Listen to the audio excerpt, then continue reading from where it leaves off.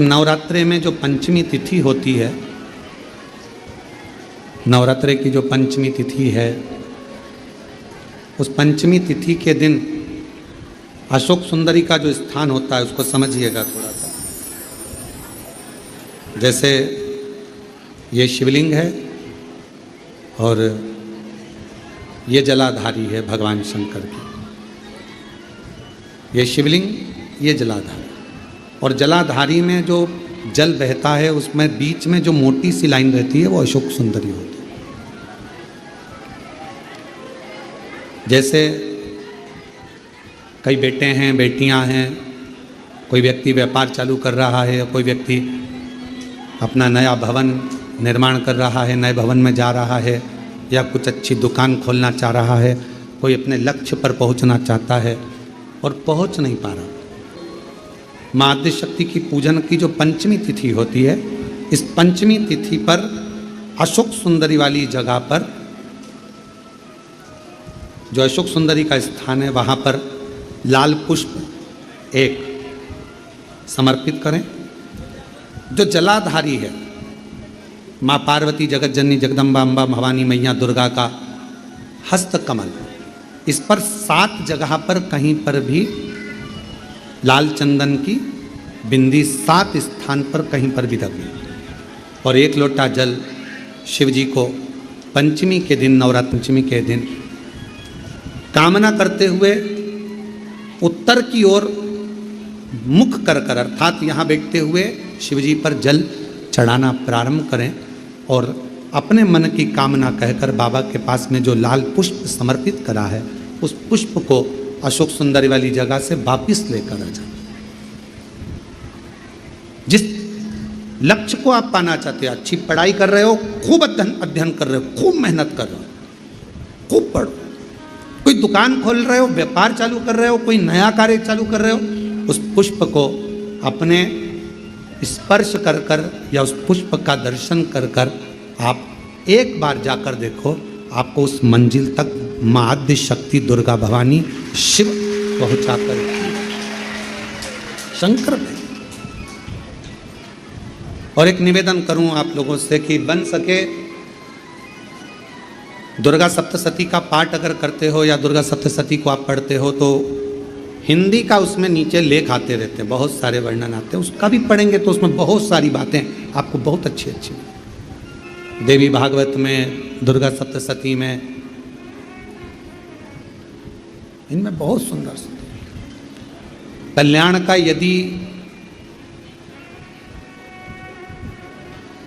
Gita press Gorakhpur से जो कल्याण निकलती है, उस कल्याण का यदि देवी अंक अगर आप पढ़ेंगे माता दुर्गा भवानी पर, बड़ा सुंदर, उसमें भी बहुत सी चीज़ें हैं, माँ आद्यशक्ति की आराधना की, साधना की, पूजन की पद्धति बहुत सुंदर, उसका ध्यान करें।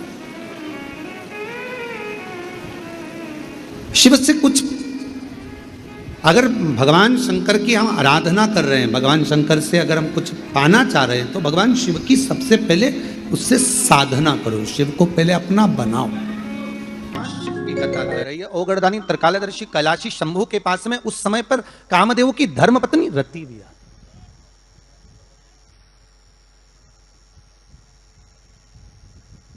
जिसके नयनों में जल भरा हुआ।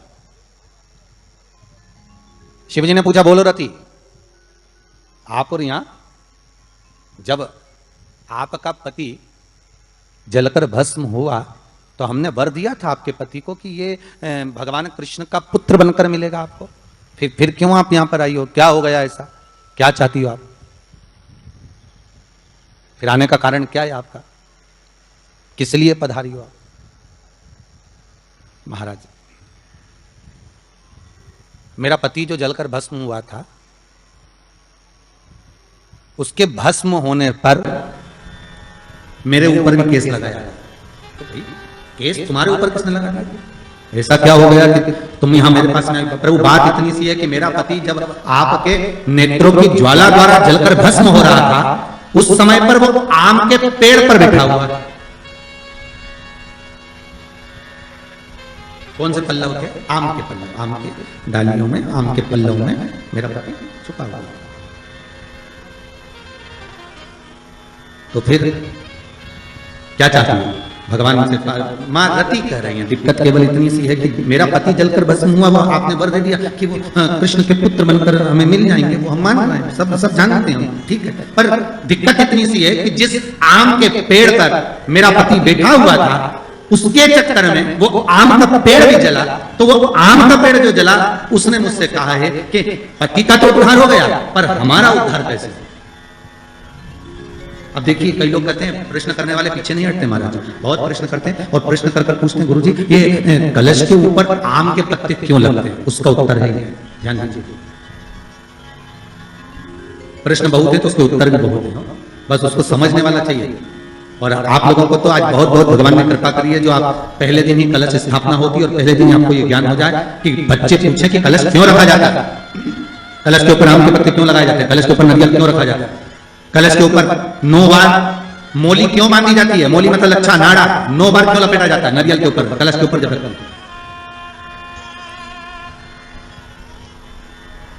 कलश के ऊपर जब श्रीफल रखाता है, नारियल रखाता है, तो उस पर 5 बार 7 बार मोली नहीं लपेटी जाएगी, तो 9 ही बार लपेटी जाएगी। 5 या 7 बार लपेटते हैं तो कहते हैं कि लक्ष्मी की छिन्नता होती है, और वो 9 बार लपेटी जाती है तो भरपूर लक्ष्मी का भंडार भरती है। क्यों कहते हैं महाराज? आम के पल्लव। तो मैं केवल आपसे इतना सा निवेदन करना चाहती हूँ, आपसे केवल इतना कहना चाहती हूँ कि प्रभु मेरे मन का संशय मिटा दीजिए, और जो आम का वृक्ष मेरे पति के साथ जलकर भस्म हुआ है, उसकी विनती को आप स्वीकार कर लीजिए। आप उसके लिए भी कुछ कृपा कर दीजिए।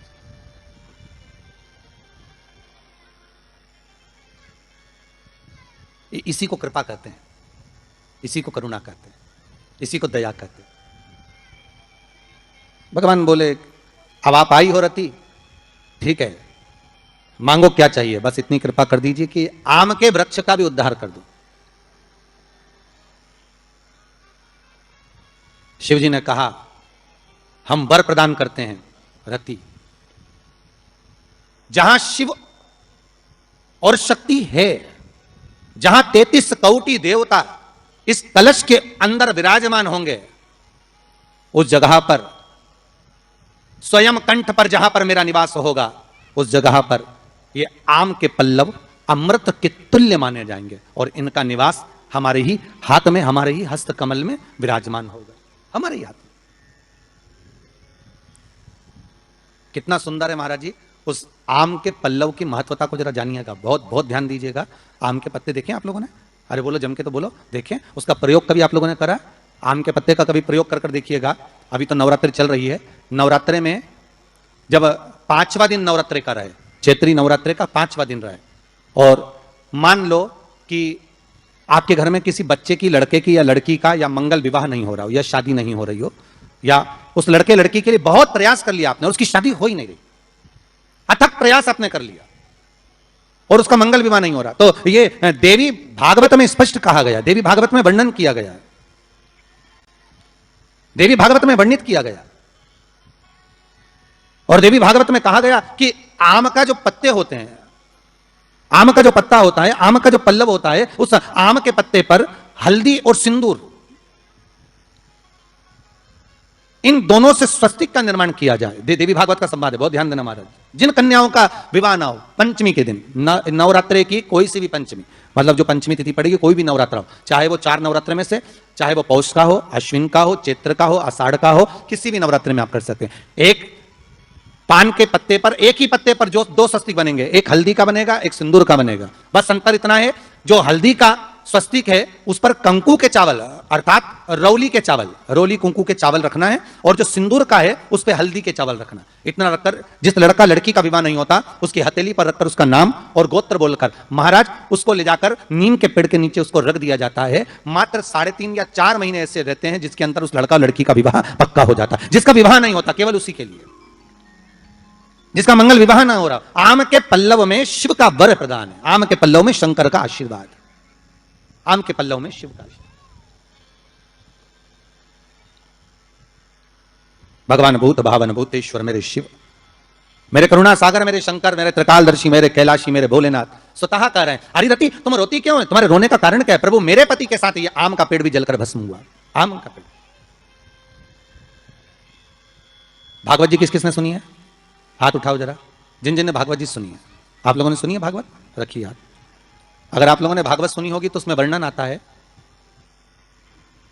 तक्षक नाग डसने के लिए जब जा रहा था,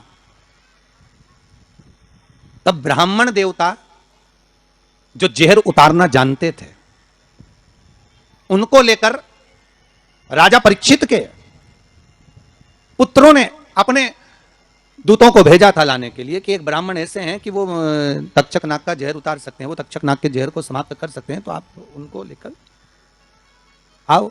और वो तक्षक नाग का जहर उतारने वाले उस ब्राह्मण को लेकर जा रहे थे। तो सर्प ने विचार करा, तक्षक नाग ने कि बताओ ये तो गजब का काम कर रहा, अगर ये ब्राह्मण पहुंच गया तो ये ब्राह्मण तो सर्प का जहर उतार देगा। तो सांप तक्षक नाग को ये चिंता लग गई कि मेरे को ही डसना है और मेरे जहर ये उतार देगा, और डसने भी एक ही बार है और मरना चाहिए परीक्षित। परीक्षित को श्राप लगा, अब करूं तो करूं क्या। तो सर्प ने विचार करा कि मैं एक रूप रख कर जाता हूं और इस ब्राह्मण की परीक्षा लेता हूं। सर्प रूप रख कर गया, भागवत आप लोगों ने श्रवण करी होगी। तो जब तक्षक रूप रख कर गया और उस ब्राह्मण के पास में जाकर पूछा कि ब्राह्मण देवता ये बताओ कि आप कहां जा रहे हो, तो ब्राह्मण बोला आपको नहीं मालूम, राजा परीक्षित को सांप डसने वाला है तक्षक नाग और मैं जहर उतारना जानता हूं। अच्छा, आप जहर उतार दोगे? हां। तो किस लिए जा रहे हो? जहर उतारने के लिए। तो जहर उतारने क्यों जा रहे हो? तो कहा राजा है राजा, जब राजा का जहर उतारेंगे तो मुद्रा भी कितनी मिलेगी, आपको मालूम नहीं है क्या? अच्छा, ब्राह्मण देवता इसलिए जा रहे हो? हाँ। पर उसको तो किसी संत ने श्राप दिया। अरे तो श्राप संत ने दिया है, हम ब्राह्मण हैं, हमारा कर्म है किसी को बचाना, तो हम तो बचाएंगे। अच्छा, आप में इतनी सामर्थ्यता है कि आप तक्षक नाग का जहर उतार दो? अरे तक्षक नाग आकर अगर मेरे सामने खड़ा हो जाए और किसी को डस ले तो यह पक्का है कि मैं जहर उतार सकता हूं। अच्छा, तो इतने में तक्षक नाग सामने बिल्कुल प्रकट हो गया और तक्षक नाग प्रकट होकर बोला, बता ब्राह्मण किसको डसूं मैं? ब्राह्मण ने कह दिया तुम्हारी मर्जी पड़े उसको डसो। सामने एक पेड़ था, उस पेड़ को ब्राह्मण ने, उस तक्षक नाग ने डस लिया। अब तक्षक नाग ने उस पेड़ को डसा और डसने के बाद में वो पेड़ पूरा जल गया, पूरा जल गया। अब पेड़ तो जल गया, पर ब्राह्मण जो था जिसको परीक्षा देना थी, वो ब्राह्मण को यह नहीं मालूम था कि इस पेड़ पर एक संत बैठकर साधना कर रहा था, तपस्या कर रहा था। और जब वो पेड़ जला तो वो संत भी जल गया, संत भी जल गया। अब जब संत जल गया, ब्राह्मण ने हाहाकार की आवाज जब सुनी तो आंखों में जल भर गया। आखिर हुआ क्या? ये संत जल कैसे गया? तो कहा इसके जलने का कारण केवल इतना है कि अब आप जीवित करो, इस पेड़ को हरा भरा करो, इस पेड़ को हरा भरा कर दीजिए। और ब्राह्मण ने हाथ की अंजलि में जल लिया। हाथ की अंजलि में जल लेकर ब्राह्मण उस जल को पेड़ के ऊपर छीट रहे थे। तो सबसे पहले ब्राह्मण ने यह मन में सोचा कि भोलेनाथ शंभु त्रिकालदर्शी है, कैलाशी, कृपा ऐसी करना कि सबसे पहले जो पेड़ पर जो संत बैठा था वो जीवित होना चाहिए, जो वृक्ष पर संत बैठा है वो जीवित होना चाहिए। हाथ का जल ब्राह्मण ने जैसे छोड़ा, छोड़ते से ही पेड़ भी हरा भरा हो गया और उसके ऊपर जो संत बैठे थे वो भी जीवित हो गए। जीवित हो गए तो तक्षक नाग को यह लगा कि इसने एक जले हुए पेड़ को जीवित कर दिया, वापिस हरा भरा कर दिया, और इसने ऊपर बैठे हुए संत को वापिस जीवित कर दिया। तो यह पक्का है कि मतलब ये तक्षक नाग का जहर, मतलब मेरा जहर राजा परीक्षित को उतार सकता है। तो तक्षक नाग ने अपनी बात को पलटा और पलट कर कहा, महाराज जी हाथ जोड़कर निवेदन करता हूं, जितना राजा परीक्षित के पुत्र आपको धन देंगे उससे 1000 गुना धन मैं आपको देता हूं। ब्राह्मण ने कहा ठीक है, अगर दक्षिणा से बड़ी दक्षिणा हमको एक ही जगह पर मिल रही है तो फिर हमें जाने की जरूरत क्या। ब्राह्मण ने दक्षिणा ली, वापिस मुड़ गया, वापिस मुड़ गया। अब ईमानदारी से बोलो, वो ब्राह्मण नरक गया होगा कि स्वर्ग गया होगा? जरा जम के बोलना हो, सुनाई देना चाहिए हमको। कहां गया होगा? नरक। काय में लिखा है? देवी भागवत में। उसका कारण क्या था? शिव महापुराण की कथा कहती है जैसे एक नाव चलाने वाला व्यक्ति नाव लेकर जा रहा है और उसमें बहुत सारे यात्री बैठे हैं, बहुत सारे यात्री, और नाव डोलने लगी, आंधी चलने लगी, तूफान चलने लगा, हवा आने लगी, लहरें उठने लगी और नाव डूबने लगी। तो जो नाव में बैठा हुआ, नाव चला रहा था, वो कूद गया और कूद कर बाहर निकल गया, और निकलकर सारे के सारे जितने नाव में बैठे थे वो सब जलने लगे। जितने नाव के अंदर बैठे थे वो सारे के सारे जलने लगे।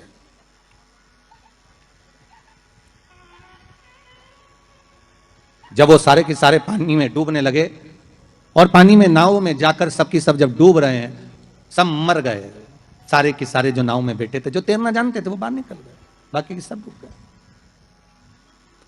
नाव चलाने वाला जब उसके प्राण छूटे तो उसको एक नरक नहीं मिला, कम से कम 94 नरकों में वो नाव चलाने वाला गिरा। शिव महापुराण की कथा कहती। तो उस नाव चलाने वाले ने भगवान से पूछा कि मुझे इतने सारे नरक क्यों दे रहे हो? मैंने तो लोगों को गंगा से पार उतारा, मैंने तो रोज गंगा का जल पिया, मैंने तो रोज गंगा का स्मरण किया, मैं तो रोज भगवान का दर्शन करता था, मैं रोज गंगा से पार उतरता था, दुनिया के लोगों को मैं पार उतारने का काम करता था। तो भगवान ने कहा गलती केवल तुमने एक कर दी, तुमने अपने प्राण बचाए। अगर तुम 2 लोगों के भी प्राण बचाते बचाते मर जाते तो तुमको वैकुंठ मिल जाता, पर खुद के प्राण बचाए और दूसरों को मरने दिया, इसलिए तुमको नरक मिला, इसलिए तुम्हें नरक प्राप्त हुआ। शिव महापुराण की कथा कहती है जिस पर दुनिया को विश्वास होता है, दुनिया को जिस पर विश्वास है, जिससे औषधि देने वाले, दवाई देने वाले उन डॉक्टरों पर दुनिया का विश्वास टिका हुआ है, तो डॉक्टर का क्या फर्ज है? जैसे नाव चलाने वाले का फर्ज है कि बचाते बचाते भगवान करे भले तुम्हारे प्राण छूट जाते तो तुम्हें स्वर्ग मिल जाता। युद्ध के मैदान में सैनिक युद्ध करते करते मर जाता तो उसको वीरगति प्राप्त हो जाती, पर खुद के प्राण बचाने के चक्कर में आप दुनिया को धकेल दो, ये श्रेष्ठता नहीं।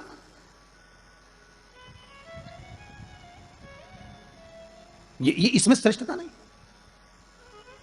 जब तक उस शरीर में प्राण है, जब तक उस शरीर में श्वास है, डॉक्टर भी अपनी जान झोंक दे कि कैसे भी मुझे इसको बचाना है, चाहे कुछ भी हो जाए इसके प्राण बचना चाहिए। फिर धन मूल नहीं है, फिर संपदा मूल नहीं, फिर सत्ता मूल नहीं है।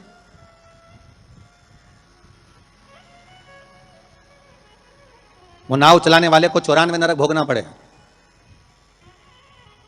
जिस ब्राह्मण ने दक्षिणा ज्यादा लेकर राजा परीक्षित को नहीं बचाया, चले गए। जब भगवान ने विद्या दी है, भगवान ने ज्ञान दिया है, भगवान ने विवेक दिया है और तुमको उस लायक बनाया है कि आप 4 लोगों को पढ़ा सकते हो, आप 4 लोगों को आगे बढ़ा सकते हो, आप इसका सम्मान कर सकते हो, आप इसको अग्रण्यता प्रदान कर सकते हो, आप इसको विवेकता दे सकते हो, और आप उस विवेकता को ना देते हुए अगर आप अपने उस वैभव को छुपा रहे हो और उससे वंचित कर रहे हो दुनिया को, तो फिर भगवान छोड़ने वाला नहीं है, नरक भोगना।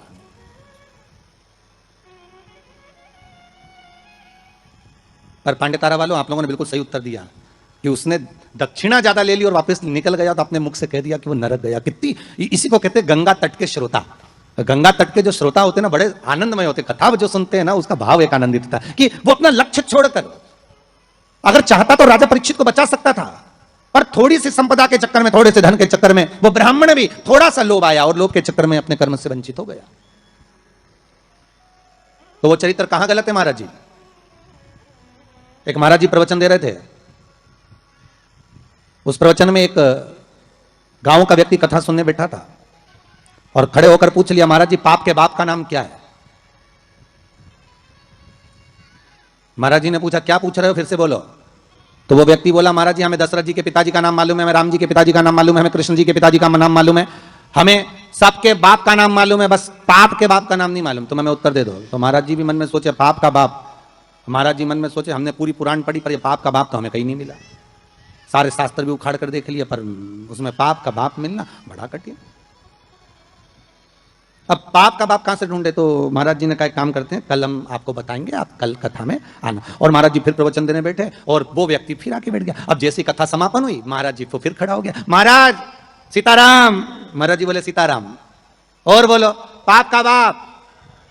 महाराज जी बोले बहुत अच्छा, पाप का बाप पीछे पड़ा। महाराज जी बोले कल कल बिल्कुल पक्का है कि तुमको तुम्हारे प्रश्न का उत्तर मिल जाएगा। अब महाराज जी ने आज भगवान को 2 अगरबत्ती लगाई कि वो नहीं आना चाहिए, क्योंकि वो फिर आएगा, फिर प्रश्न करेगा पाप का बाप। अच्छा वो प्रश्न नहीं भी करता ना तो उसका मुंह देखकर याद आ जाता है कि प्रश्न करेगा पक्का। तो पंडित जी जब निकले ना प्रवचन के लिए तो उन्होंने भगवान को तो गलती लगा, भगवान ये नहीं आना चाहिए। और पंडित जी जैसे ही बस कथा में आ रहे थे, प्रवचन देने आ रहे थे, वो रोड पे ही मिल गया। पंडित जी मन में सोचे प्रवचन दूं कि ना दूं, बड़ा टेंशन है। अब प्रवचन दे कि ना दे यही सोचे। अब महाराज जी फिर कथा में बैठे, उसने फिर प्रश्न कर दिया महाराज कि बाप के बाप का नाम बता दीजिए। महाराज जी फिर नहीं बोले। अब नहीं बोले तो शिव महापुराण की कथा कहती है महाराज, वहीं पर एक वैश्या बैठी थी कथा में, रोज कथा सुनने आती थी। उसका मन, उसका चित्त, उसकी वृत्ति कथा में बड़ी रमती। जिसके मन में शिव महापुराण की कथा समा गई ना, तो वो प्रयास करता है कि कुछ भी कर कर जहां कथा हो रही है ना, भले 40 किलोमीटर है, 50 किलोमीटर है, 100 किलोमीटर है, पर एक बार तो मैं चली जाऊं। जिसके मन में शंकर आ गया ना, तो वो छोड़ नहीं सकता। वो प्रयास करेगा कि मैं कैसे भी पहुंच जाऊं, बस कथा में एक बार मेरी हाजिरी लग जाए, शंकर सुन ले बस एक बार शिव महापुराण की कथा, उस पंडाल में चली जाऊं जिस पंडाल में मुझे बेलपत्र का आनंद मिल जाए, बस उस पंडाल में मुझे पहुंचे। अब वैश्या का नियम था, वो कथा कभी नहीं छोड़ती थी, और वो भी कथा में जाकर बैठ गई, और कथा में रोज सुने वो बाप के बाप का चक्कर, और महाराज जी बस प्रवचन करें, अक्षतम केशवम राम नारायणम, जैसे महाराज जी अक्षतम केशवम करें, सब बैठे रहे, वही खड़ा हो जाए। अब महाराज जी भी मन में सोचे अब क्या करें, तो महाराज जी डबल से कह रहे हैं अक्षतम केशवम राम नारायणम कृष्ण दामोदर वासुदेवम हरे। तो वो महाराज जी हाथ हिलाएं कि अभी भी बाप का बाप नहीं मिला, पर वो तो वो खड़ा। आज वेश्या ने कह दिया, गुरुदेव आपसे एक निवेदन है मेरा। बोलिए। मैं वेश्या हूं, छुपाया नहीं। संत, सदगुरु, भगवान, माता पिता, इनसे कभी नहीं छुपाना अपने को। छुपाकर जाएंगे भी का? अगर माता पिता से कुछ छुपा लेंगे, संतों से, सदगुरु से अगर छुपा लेंगे, तो जाएंगे कहां भगवान से छुपाकर?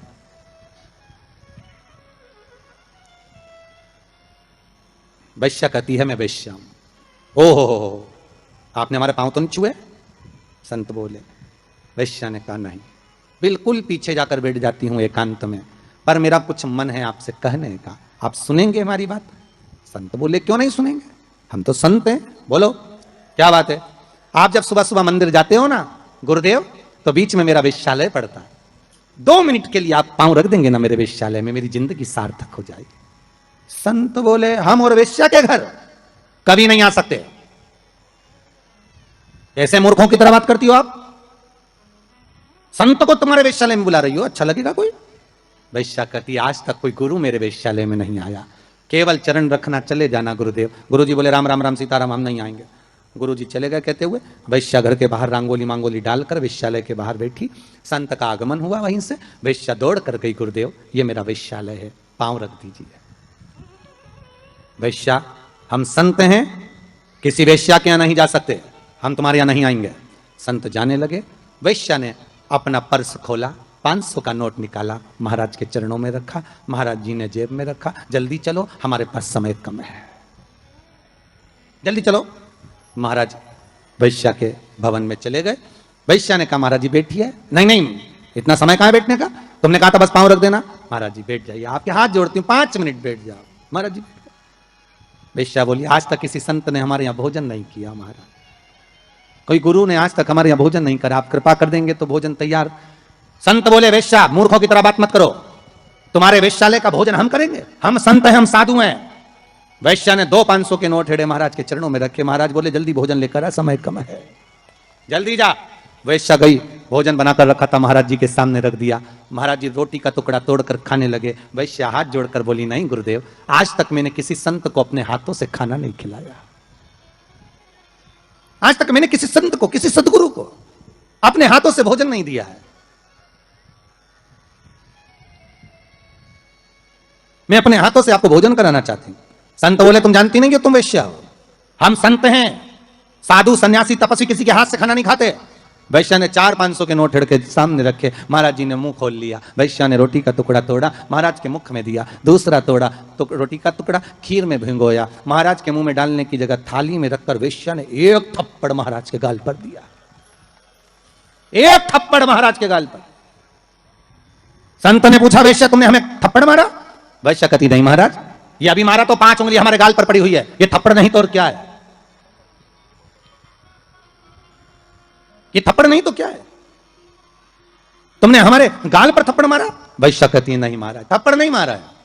वैश्या कह रही है महाराज, रोज एक गांव का व्यक्ति आपसे प्रश्न करता था कि पाप के बाप का नाम बताओ।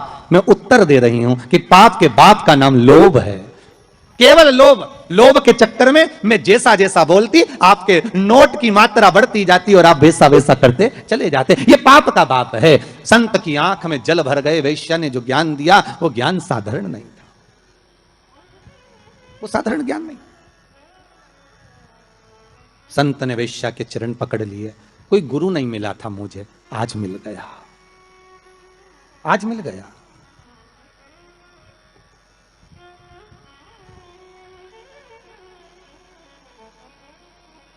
पाप का तो वो जो ब्राह्मण था उसने एक गलती कर दी। परीक्षित को अगर बचाता भले 5 मुद्रा मिलती, पर मिलती ना, मिलती मुद्रा। पर उस ब्राह्मण ने एक गलती कर दी कि वो परीक्षित को बचाने की जगह ज्यादा मुद्रा लेकर वापिस मुड़ गया। वापिस जहां से ब्राह्मण वापिस मुड़ा था, आज भी अगर आप सुखताल जाएं, जहां सुखदेव जी महाराज ने राजा परीक्षित को कथा सुनाई थी, तक्षकनाग जहां आया था इस ब्राह्मण की परीक्षा लेने के लिए, और ब्राह्मण जहां से वापिस मुड़ा उस गांव का नाम है मोड़ना। आज भी उस गांव का नाम मोड़ना, वहां से मुड़ गया था वापिस ब्राह्मण, वापिस चला गया।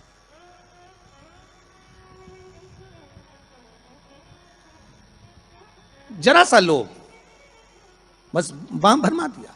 शिव महापुराण की कथा कहती है, आम के पल्लव में जो छुपा था कामदेव, जब भस्म हुए वो आम के पल्लव ने मां रति से प्रार्थना करी और रति ने उस आम के पल्लव का उद्धार कर दिया। संसार सागर में अगर हमारा जन्म हुआ है, मनुष्य की अगर देह मिली है, मानव का जी शरीर मिला है, मानव की अगर योनि मिली है, 84 लाख योनियों में सर्वश्रेष्ठ है मानव का शरीर, जिसको पाने के लिए देवता भी तरसते हैं। हाथ जोड़कर देवता भी भगवान से कहते हैं हमें मनुष्य बनना, हमें मानव बनना। देवताओं को भी ये योनि नहीं प्राप्त होती। क्यों? क्योंकि बैकुंठ का भोग केवल भोग है, केवल भोग। अगर मरने के बाद बैकुंठ चले भी जाओगे तो वहां चांदी की थाली में, सोने की थाली में भोजन मिलेगा, डनलफ का गद्दा मिलेगा, एसी का रूम मिलेगा, बढ़िया खाने के लिए सब कुछ मिलेगा, आराम से फ्रिज, कूलर, वॉशिंग मशीन सब मिलेगा। एसी में आप आराम से सो, डनलफ के गद्दे पर सो। पर बैकुंठ में केवल भोग भोगने की वस्तुएं मिलेंगी। पर बैकुंठ में भगवान का भजन मिलेगा क्या? जम के बोलिए, नहीं मिलेगा। बैकुंठ में गंगा का स्नान मिलेगा क्या? नहीं मिलेगा। बैकुंठ में शिव महापुराण की कथा मिलेगी क्या? नहीं मिलेगी। बैकुंठ में दान करने का मौका मिलेगा क्या? नहीं मिलेगा। बैकुंठ में भजन करने का मौका मिलेगा? नहीं मिलेगा। बैकुंठ में ना तो भजन मिलेगा, ना कीर्तन मिलेगा, ना नाम जाप मिलेगा, ना गंगा का स्नान मिलेगा। बैकुंठ में ना तीर्थ मिलेगा। बैकुंठ में अगर मिलेगा तो एक एसी का रूम मिलेगा, डनलफ का गद्दा मिलेगा, सोने की थाली में भोजन मिलेगा, 2-4 दासियां तुम्हारा पंखा झेलेगी, पांव दबाने वाले मिलेंगे, इससे ज्यादा कुछ नहीं मिलेगा। बैकुंठ में लोग कहते हैं भगवान विष्णु मिलेंगे क्या? तो भगवान विष्णु से किसी ने पूछा तुम बैकुंठ में रहते हो? भगवान विष्णु कहने लगे मुझे तो फुर्सत ही नहीं, जहां कथा होती मैं तो वहां चले जाता। जब बैकुंठ अधिपति कथा सुनने के लिए पितरों के धाम में जाते हैं, कथा सुनने के लिए पांडतारा आ जाते हैं, कथा सुनने के लिए गंगा के घाट चले जाते हैं, तो भगवान कह रहे हैं बैकुंठ में फिर मनुष्य क्यों चाहता है बैकुंठ जाने के लिए? लक्ष्मी जी से पूछा तुम रहती हो क्या बैकुंठ में? लक्ष्मी जी बोली मैं जहां नारायण मां में, मैं क्या करूं बैकुंठ में? तो फिर बैकुंठ में क्या है? तो लक्ष्मी जी बोली 3 स्टार होटल, 5 स्टार होटल, आराम से रहो, खाओ पियो, मौज करो, और जब तुम्हारा पुण्य खत्म हो जाए, जैसे ही पुण्य खत्म वैसे धक्का मार के फेंक दिया। जैसे जब तक जेब में पैसा है तो होटल के अच्छे से अच्छे रूम में, खूब कुंभ के मेले में होटल बुक करो, खूब इलाहाबाद में, प्रयागराज में खूब प्रेम से रहो, और जब जेब में पैसा खत्म तो होटल वाला भी कहेगा निकलो, बाहर निकलो। तो होटल वाले तो कहेंगे हमने 1 महीने का पैसा दिया था, 2 दिन तो ज्यादा रहने दे, 2 दिन क्या 24 घंटा ज्यादा नहीं रहने देगा। पैसा खत्म तो निकल कर बाहर जाओ, पैसा हो जमा करो, फिर रूम में रहो। उसी तरह बैकुंठ में जितना पुण्य है उसके बल पे रह लो, जैसे ही पुण्य समाप्त चलो पांडे तारा, वापिस पहुंच जाओ प्रतापगढ़। फिर कहोगे तुम जानते नहीं हो, हमने सियोर वाला महाराज के मुंह से शिव महापुराण की कथा सुनी तो बहुत बड़ा पुण्य कमाया। तो भगवान विष्णु बोले पुण्य तो कमाया पर खत्म भी तो हो गया, वापिस जा नीचे बैटरी चार्ज करके आ, वापिस जा, फिर कथा सुन। बड़ी मुश्किल से मिलता है ये मनुष्य का, मिलेगा बैकुंठ चाहोगे तो मिल जाएगा, पर भोग करने के लिए मिलेगा। उसमें केवल आप भगवत भजन नहीं कर सकते, आप उसमें दान नहीं कर सकते। बैकुंठ में कोई तुम्हारे सामने हाथ फैलाकर भिक्षा मांगने नहीं आएगा। कोई बैकुंठ में तुमसे ये नहीं कहेगा कि तुम गौ माता के लिए दान दो, या तुमसे ये नहीं कहेगा कि वृद्धाश्रम के लिए दान दो, या तुमसे कोई ये नहीं कहेगा कि मंदिर निर्माण के लिए दान दो। बैकुंठ में तो तुम केवल भोग भोगोगे, और उसके बल पर भोगोगे जो तुमने दान करा, जो पुण्य करा, जो सत्कर्म करा। केवल एक मनुष्य की देह मिली है जिसमें हम दान भी करते हैं, हम भजन भी करते हैं, हम पुण्य भी करते हैं, हम सत्कर्म भी करते हैं, हम नाम जाप भी करते हैं। यह केवल एक मनुष्य की देह है, केवल एक मानव का शरीर।